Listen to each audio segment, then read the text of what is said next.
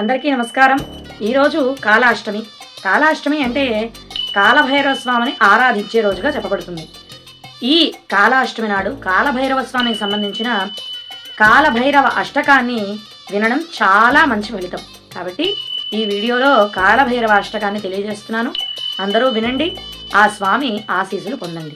దేవరాజ సేవ్యమాన పావనాఘ్రి పంకజం వ్యాలయజ్ఞసూత్రమిందుశేఖరం కృపాకరం నారదాది యోగి బృందవందితం దిగంబరం కాశికాపురాధినాథ కాలభైరవం భజే భానుకోటి భాస్వరం భవాబ్ధితారకం పరం నీలకంఠమీప్సితార్థదాయకం త్రిలోచనం కాలకాలమంబుజాక్షమక్షశూలమక్షరం ఆసికాపురాధినాథ కాలభైరవం భజే ఊలటంకపాసదండపాణిమాదికారణం యామకాయమాదిదేవమక్షరం నిరామయం ఈమ విక్రమం ప్రభుం విచిత్రతాండవ ప్రియం ఆసికాపురాధినాథ కాలభైరవం భజే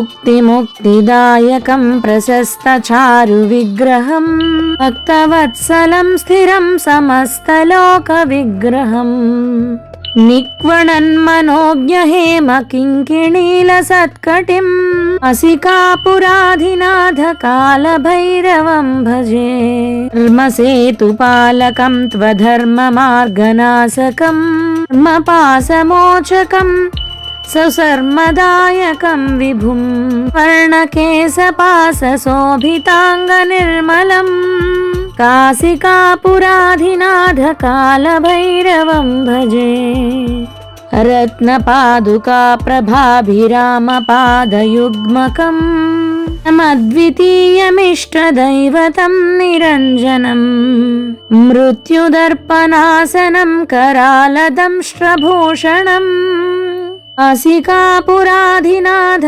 కాలభైరవం భజే అట్టహాస భిన్న పద్మజాండకోశ సంతతిం దృష్టిపాత నష్ట పాపజాలముగ్రశాసనం అష్టసిద్ధిదాయకం కపాలమాలికాధరం అసికాపురాధినాథ కాలభైరవం భజే భూతసంఘనాయకం విశాలకీర్తిదాయకం శివాసిలోక పుణ్య పాపశోధకం విభుం నీతిమార్గకోవిదం పురాతనం జగత్పతిం కాశికాపురాధినాథ కాలభైరవం భజే కాలభైరవాష్టకం పఠంతి ఏ మనోహరం జ్ఞానముక్తిసాధకం విచిత్రపుణ్యవర్ధనం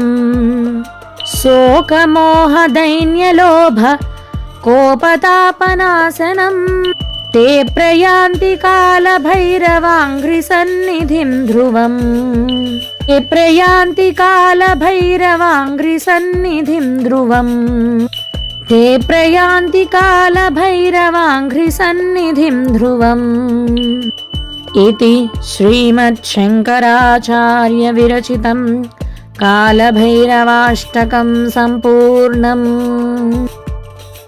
ఈ కాలభైరవాష్టకాన్ని రచించింది ఆది శంకరాచార్యుల వారు. మీరు ఇప్పుడు విన్నది కాలభైరవాష్టకము. ఇది ఆది శంకరాచార్యుల వారు రచించారు.